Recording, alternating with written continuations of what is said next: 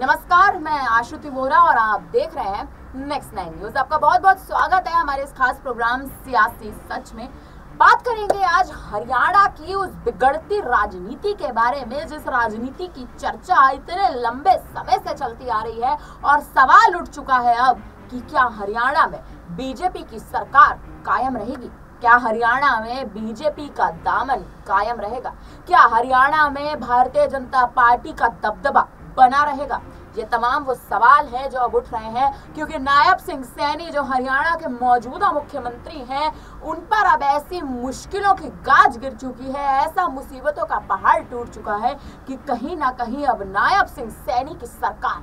गिर सकती है। इसके कयास लगाए जा रहे हैं और सूत्रों के हवाले से भी पुष्टि कह सकते हैं कि खबरों की कहीं ना कहीं हो रही है कि अब नायब सिंह सैनी की जो सरकार है वो हरियाणा में खत्म हो सकती है, बीजेपी का सुपड़ा साफ हो सकता है। और इसका कारण है किसान आंदोलन। जी हाँ, किसान आंदोलन की शुरुआत जिसकी साल 2020 में जिसकी शुरुआत हुई थी, अब एक बार फिर हाल ही में जब किसान आंदोलन का मामला अपने चरम पर पहुंच चुका था, पंजाब से तमाम किसान दिल्ली हरियाणा कूच कर रहे थे, लेकिन हरियाणा में किसानों को एक तरह से कहे तो एंट्री भी नहीं मिली। किसानों की मांगे भी पूरी नहीं हुई। एमएसपी के लिए जो किसानों ने मांगे उठाई थी, वो मांगों पर कहीं ना कहीं हरियाणा की सरकार ने ध्यान ही नहीं दिया, जिसके बाद अब इस प्रकार के कयास लगाए जा रहे हैं कि किसानों की नाराजगी हरियाणा में बीजेपी की सरकार गिरने की बड़ी वजह बन सकती है। इस पूरे मुद्दे के बारे में अब बात करेंगे। हमारे साथ स्टूडियो में मौजूद है माही, आपका स्वागत है हमारे इस प्रोग्राम में।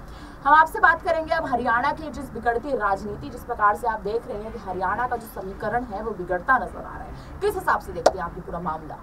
जी देखिए, जिस तरीके से भारतीय जनता पार्टी लगातार अपने ही सरकार को लेकर कहीं ना कहीं दुविधा में, पहले जब खट्टर की सरकार थी तो कहीं ना कहीं उसको हटाकर फिर इनको नायब सिंह सैनी को लाया गया, लेकिन दुष्यंत सिंह चौटाला ने जिस तरीके से भारतीय जनता पार्टी को धोखा दिया, माना यही जा रहा था कि सरकार तभी गिर जाएगी, लेकिन उसके बाद ये पूरा नई सरकार बनाना, उसका गठन करना, फिर उसके बाद अनिल विज की नाराजगी लगातार सामने आना, फिर कुछ किसानों का मुद्दा निकल कर आना, और फिर कांग्रेस ने जिस तरीके से निर्दलीय विधायकों को अपने खेमे में लिया, तो ये पूरा हरियाणा का जो सियासी समीकरण है वो बिगाड़ कर रख दिया। अभी भी भारतीय जनता पार्टी के ऊपर कहीं ना कहीं वैसे खुदकुशी की तलवार लटक रही है कि क्या वाकई में अब नायब सिंह सैनी की सरकार हरियाणा में टिकेगी या नहीं, यही बड़ा सवाल खड़ा होता है श्रुति। लेकिन इन सभी को अगर मद्देनजर रखकर देखा जाए तो जिस तरीके से विधायकों का खेला चल रहा है वहां पर,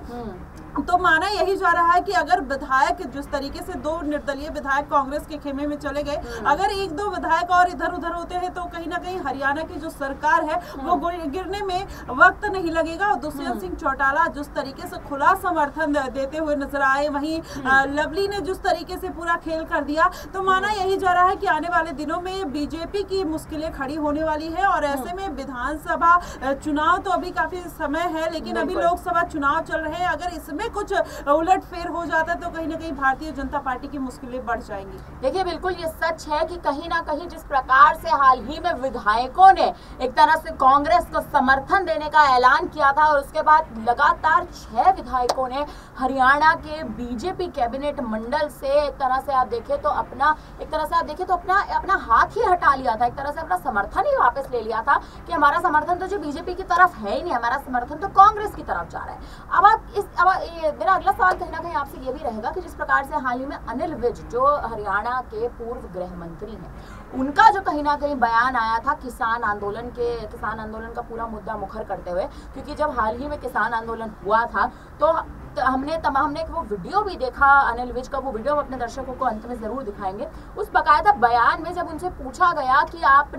क्या आपकी सरकार ने कहीं ना कहीं इस बात का एक तरह से ऐलान किया था, इस बात के निर्देश जारी किए थे कि किसानों पर गोली चला दी जाए, उन्होंने इस बात को कहीं ना कहीं स्वीकारा तो नहीं, लेकिन उन्होंने ये जरूर कहा कि उस वक्त मैं गृह मंत्री के पद पर था, तो मेरे ही एक तरह से आप देखिए कि उनके ही अंतर्गत और उनके ही अगर आप देखें कि पूरी दिव्य दृष्टि में कहीं ना कहीं एक जो घटना हुई है वो उनके ही मद्देनजर हुई है। तो आपको क्या लगता है कि उनका जो ये बयान है कि वो दबाव में ये बयान दे रहे हैं या फिर सच में कहीं ना कहीं किसानों पर जिस प्रकार से हरियाणा में किसानों को कूच नहीं करने दिया, हरियाणा के बॉर्डरों को सील कर दिया गया था, उनके इस बयान से आपको क्या लगता है? देखिए श्रुति, अनिल विज लगातार भारतीय जनता पार्टी के फेवर में ही बोलते आए, लेकिन ये सबको पता है कि अंदर से वो कहीं ना कहीं नाराज चल रहे हैं। और भारतीय जनता पार्टी में एक चलन रहा है, जो पार्टी के खिलाफ जाता है कहीं ना कहीं उसको पद से हटा दिया जाता है। तो यहाँ पर ये अनिल विज के लिए कोई बात नहीं है। और अगर अनिल विज अपनी बातों को खुलकर नहीं रख पा रहे हैं, कहीं ना कहीं इसी बात की उनकी नाराजगी दिख रही है। और अनिल विज एक पुराने नेता है। जब मनोहर लाल खट्टर की सरकार बनी थी तो अनिल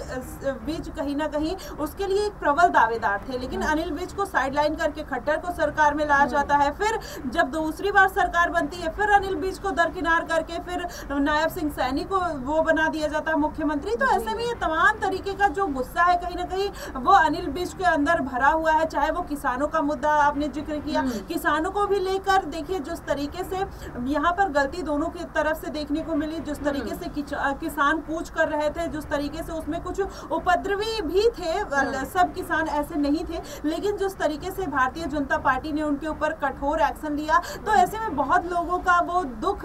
फूटा, गुस्सा फूटा, वो अनिल विज का भी कहीं ना कहीं देखने को मिला। और हर कोई अगर भारतीय नागरिक है तो उसको किसानों को लेकर एक अलग सिंपैथी होती है, अनिल विज को लेकर भी वही देखने को मिला। तो तमाम ऐसे बड़े बड़े नेता हैं जो कहीं ना कहीं क्रिटिसाइज करते हुए नजर आए, लेकिन वहां पर दो एस्पेक्ट्स निकलते हैं, एक पक्ष और विपक्ष। जिस तरीके से विपक्ष कहीं ना कहीं सरकार की कमियों को गिनाने के लिए अलग अलग तरीके के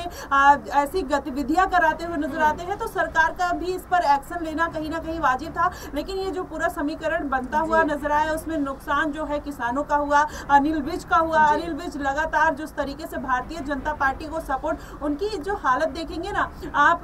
बीजेपी में अपर्णा यादव जैसी हो गई है ना, वो इधर के रह पा रहे ना उधर के रह पा रहे हैं, जो उनको पद चाहिए वो मिल नहीं पा रहा। तो ऐसे में अनिल विज का एक फ्रस्ट्रेशन है जो वो खुलकर ना बोल पा रहे हैं ना उसको निगल पा रहे हैं। देखिए बिल्कुल ये बात तो कहीं ना कहीं सच है कि अनिल विज इस वक्त ऐसी हालत में कह सकते हैं, ऐसी दुविधा में फंस रखे हैं क्योंकि उन्हें चाहिए मुख्यमंत्री का पद, लेकिन वो पद उन्हें कहीं ना कहीं बीजेपी नहीं सौंप रही है। हो भी सकता है कि कहीं ना कहीं आप देखिए जिस प्रकार से वो बयान देते और किसान आंदोलन के समय भी जिस प्रकार से उनका रुख रहा था, ये भी एक बड़ी वजह हो सकती है कि बीजेपी आखिर उनको वो पद क्यों नहीं सौंप रही। मेरा आपसे आखिरी सवाल एक और रहेगा माही, अभी हाल ही में हमने देखा कि बीजेपी और जेजेपी ने गठबंधन भी तोड़ दिया था। दुष्यंत सिंह चौटाला ने उसके बाद हरियाणा में फ्लोर टेस्ट की मांग उठाई थी, लेकिन उसके बाद कोई भी ऐसी खबर नहीं आई, ना दुष्यंत सिंह चौटाला से जुड़ी, ना किसी प्रकार से कि हरियाणा का समीकरण फ्लोर टेस्ट के बाद आखिर किस तरह से बदलेगा। क्या क्यों लगता है आपको, और आप क्या कहना चाहेंगी आप इस पर कि दुष्यंत सिंह चौटाला ने अगर फ्लोर टेस्ट की मांग हरियाणा में उठाई थी तो क्या भारतीय जनता पार्टी के खिलाफ कहीं ना कहीं एक चाल है, और जिस प्रकार से ये भी जेजेपी की ओर से कहीं ना कहीं ऐलान था कि कांग्रेस के साथ गठबंधन हो सकता है, क्या लगता है? जी बिल्कुल, उन्होंने खुले तौर पर दुष्यंत सिंह चौटाला ने बोला था कि वो कांग्रेस के साथ गठबंधन करेंगे और वो खुले तौर पर उनके साथ है। और दुष्यंत सिंह चौटाला जिस तरीके से 10 विधायक उनके पास है, सधे सधाए आप देख लीजिएगा, और वही निर्दलीय 2 उनके पास आ गए और 20 कांग्रेस के पास। तो ऐसे में जो पूरा समीकरण 30 कांग्रेस के पास इनफैक्ट कह लीजिए, तो ऐसे में जो पूरा समीकरण बन रहा था वो 42 विधायकों का बन रहा था और जीत के लिए 44-45 चाहिए थे। ऐसे में जो पूरा समीकरण बना था, तो ऐसे में दुष्यंत सिंह चौटाला इसी बात को लेकर आश्वस्त थे कि अगर विधायक 1-2 इधर आ जाते हैं और बाकी उनके पास पूरे हैं ही, तो ऐसे में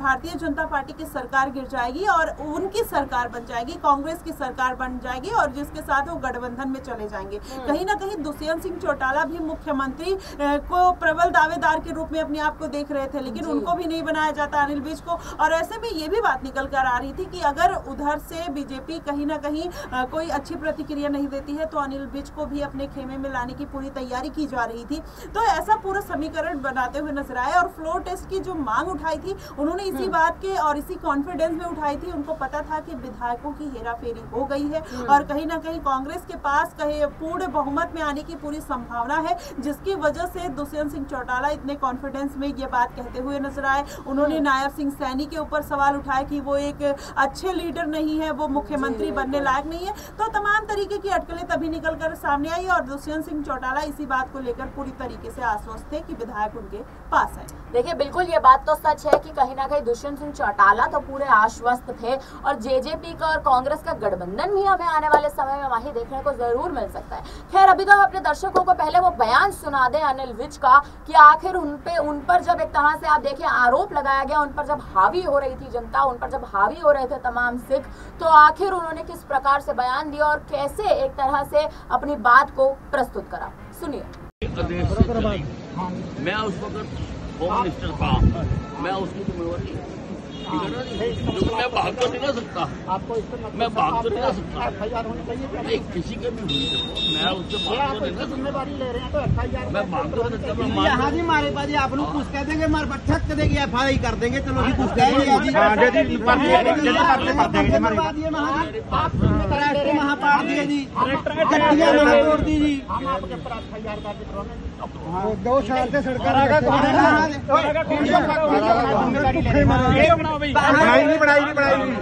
2 साल मैं होम मिनिस्टर था, मैं भाग नहीं सकता, मैं अपनी जिम्मेवारी लेता हूँ। आपने गोली चलवाई, अब बजाओ नहीं मैं चलाई पर मैं होम मिनिस्टर था, ठीक है ना। मैं ये नहीं मेरी बात किसान शहीद हो गए जी, आप